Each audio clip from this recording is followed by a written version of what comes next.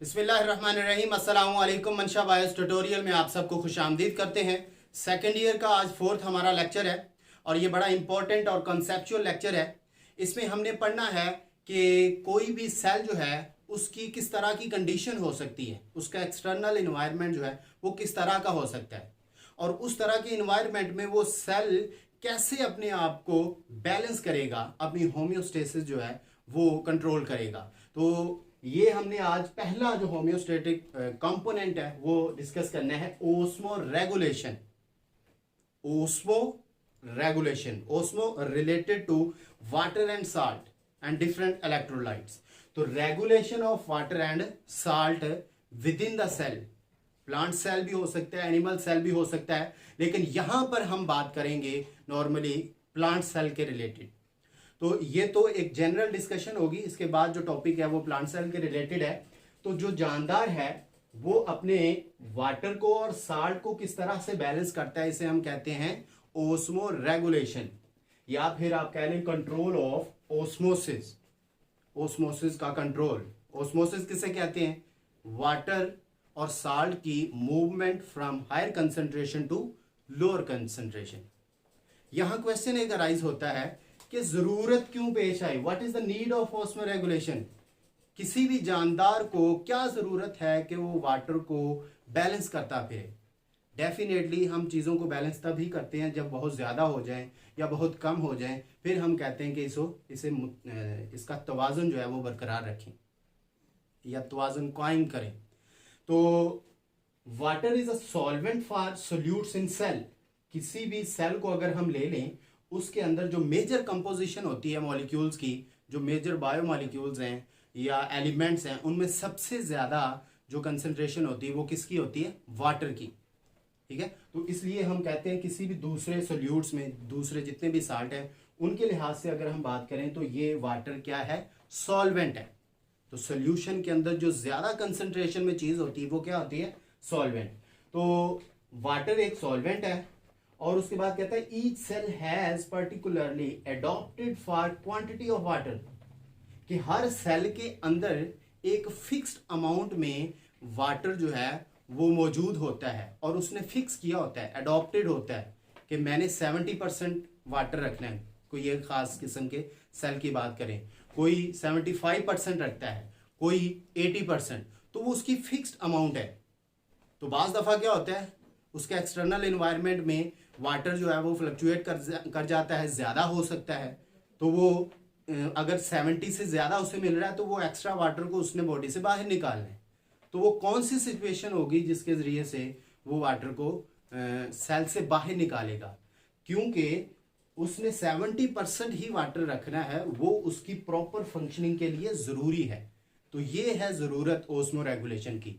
किसी भी सेल को प्रॉपर फंक्शन परफॉर्म करने के लिए उसका वाटर और साल्ट का जो लेवल उसने सेट किया है, उसने फिक्स किया है, वहां तक रखना ज़रूरी है। जैसे हमने बात की कि 37 टेम्परेचर हमने सेट किया है, ये ज़रूरी है, या इसके आसपास ऊपर नीचे होगा तो प्रॉब्लम होगी। ऐसे ही वाटर और साल्ट का बैलेंस खराब होगा, इसका लेवल ऊपर नीचे होगा तो सेल प्रॉपर फंक्शन परफॉर्म नहीं करेगा। अब यहां पर हमने देखना है कि किसी भी एक सेल को ले लें तो वो सेल जो है उसका एक्सटर्नल इन्वायरमेंट किस किस तरह का हो सकता है, वो कौन सी सिचुएशन में रह सकता है। तो उस लिहाज से उसकी एडॉप्टेशंस क्या हैं वाटर और साल्ट को बैलेंस करने के लिहाज से। तो एक्सटर्नल इन्वायरमेंट जो होता है या तो हाइपोटोनिक हो सकता है किसी भी सेल का, या फिर हाइपरटोनिक, या थर्ड है आइसोटोनिक। ये 3 कंडीशंस हो सकती हैं। अगर हम कहें कि सेल हाइपोटोनिक कंडीशन में है, इसका मतलब है उसके एक्सटर्नल इन्वायरमेंट में कोई चीज हाइपो थोड़ी है, लो है। टॉनिक आपने याद रखना है साल्ट, उसके एक्सटर्नल इन्वायरमेंट में सेल के क्या चीज थोड़ी है? साल्ट थोड़े हैं। ठीक है, तो ये कंडीशन है हाइपोटोनिक। अब अगर उसका एक्सटर्नली साल्ट जो है वो थोड़ा है, ये जो सेल है इसके एक्सटर्नली साल्ट कम है, तो इसके बरक्स वाटर का लेवल इसमें क्या होगा? ज्यादा होगा। ठीक है, और internal environment of cell concentrated. अगर साल्ट बाहर ज्यादा है तो साल्ट सेल के अंदर क्या होंगे? सॉरी साल्ट बाहर कम है तो सेल के अंदर साल्ट क्या होंगे, ज्यादा होंगे। इसका मतलब है सेल के अंदर वाटर का लेवल क्या है, कम है। वाटर बाहर ज्यादा था, तो हमने अभी पढ़ा ओस्मोसिस क्या है, हाई कंसंट्रेशन से लोअर कंसंट्रेशन की तरफ वाटर के मॉलिक्यूल की मूवमेंट। तो जब सेल हाइपोटोनिक कंडीशन में होगा, ऐसी कंडीशन में जब सेल के बाहर साल्ट कम है और वाटर ज्यादा है, तो वाटर सेल के अंदर मूव करेगा।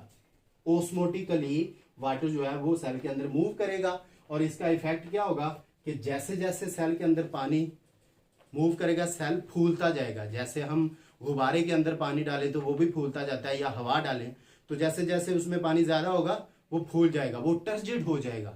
और जब ज्यादा टर्जिड हो जाएगा तो डेफिनेटली वो सेल काम नहीं करेगा। इसका मतलब है ये आइडियल कंडीशन है। इस कंडीशन में सेल काम कर सकता है? बिल्कुल नहीं। सेल ने इस कंडीशन में भी काम नहीं करना, अपना जो ज्यादा वाटर है उसको बैलेंस करना है। तो वो आगे हम देखेंगे किस तरह से बैलेंस होता है। अभी हमने ये सिचुएशन देखी है कि हाइपोटोनिक सिचुएशन भी हो सकती है कि सेल टर्जिड हो जाए। फिर हम कहते हैं दूसरी कंडीशन हाइपरटोनिक कंडीशन। हाइपर ज्यादा हाइपर ना हो, मतलब हाई होना किसी चीज का। और यहां पर हम सेल के बाहर बात कर रहे हैं, एक्सटर्नल इन्वायरमेंट की। तो hypertonic, more salt external to the cell. Cell के बाहर अब साल्ट क्या है, ज्यादा है। इसका मतलब है सेल के बाहर साल्ट ज्यादा है तो वाटर क्या होगा, कम होगा। तो वाटर सेल के अंदर इसका मतलब ज्यादा होगा। ये सिंपल बात आपने याद रखनी है। साल्ट जहां ज्यादा है वाटर उसकी तरफ मूव करता है। जैसे हम कहते हैं कि नमकीन चीजें खा लें तो हमें प्यास ज्यादा लगती है, ऐसे ही आप सिंपल समझें कि साल्ट जिधर ज्यादा होता है उधर नॉर्मली वाटर का लेवल कम है। तो जब वाटर का लेवल कम है तो सेल के अंदर वाटर का लेवल ज्यादा है, तो सेल के अंदर से वाटर बाहर जाएगा टुवर्ड्स द साल्ट। क्योंकि ये कंडीशन भी हमने देखी है कि साल्ट की तरफ वाटर मूव करता है जहां साल्ट ज्यादा होता है। तो hypertonic condition, more salt external to the cell. Cell के बाहर साल्ट ज्यादा होंगे और इंटरनल इन्वायरमेंट सेल का क्या होगा, डाइल्यूटेड, यानी कि सेल के अंदर पानी ज्यादा होगा। तो सेल के अंदर पानी ज्यादा होगा तो वो डेफिनेटली किसकी तरफ भागेगा, साल्ट की तरफ। तो water moves out of the cell. Cell से बाहर जब निकलेगा, जैसे जैसे सेल के बाहर पानी निकलेगा सेल जो है वो श्रिंक होना शुरू हो जाएगा। गुब्बारे में से हवा निकलती जाए वो श्रिंक जैसे होता है, इसी तरह से वो सेल श्रिंक होना शुरू हो जाएगा। तो इसका मतलब है इसमें भी इफेक्ट जो है वो बड़ा बुरा है। सेल श्रिंक भी हो गया, कमजोर जैसे कोई बंदा हो जाए वो भी काम नहीं कर सकता। तो सेल श्रिंक हुआ, उसने भी प्रॉपर फंक्शन नहीं करना। सेल टर्जिड हुआ, उसने प्रॉपर फंक्शन नहीं परफॉर्म करना। तो किस सिचुएशन में प्रॉपर फंक्शन परफॉर्म करेगा?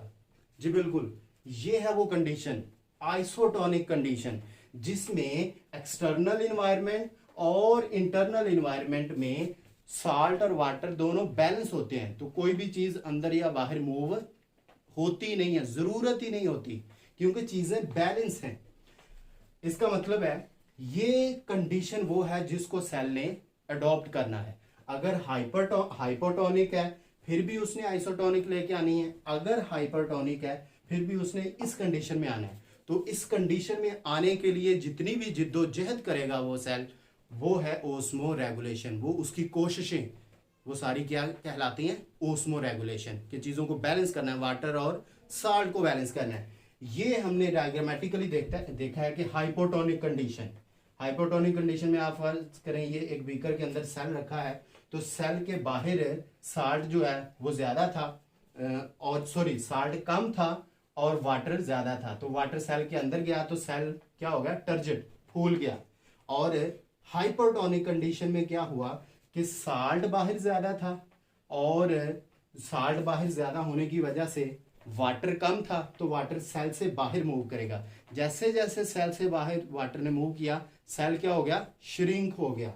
और ये कंडीशन है नॉर्मल सेल, ना ज्यादा फूला है और ना ही बहुत ज्यादा श्रिंक हुआ है। ये आइडियल कंडीशन है। और इसको अपनाने के लिए प्लांट्स क्या करते हैं और आइसोटोनिक कंडीशन को अपनाने के लिए एनिमल्स क्या करते हैं, ये हमारे नेक्स्ट टॉपिक्स होंगे। तो इंशाल्लाह नेक्स्ट लेक्चर में आपसे मिलते हैं, तब तक के लिए अल्लाह हाफ़िज़।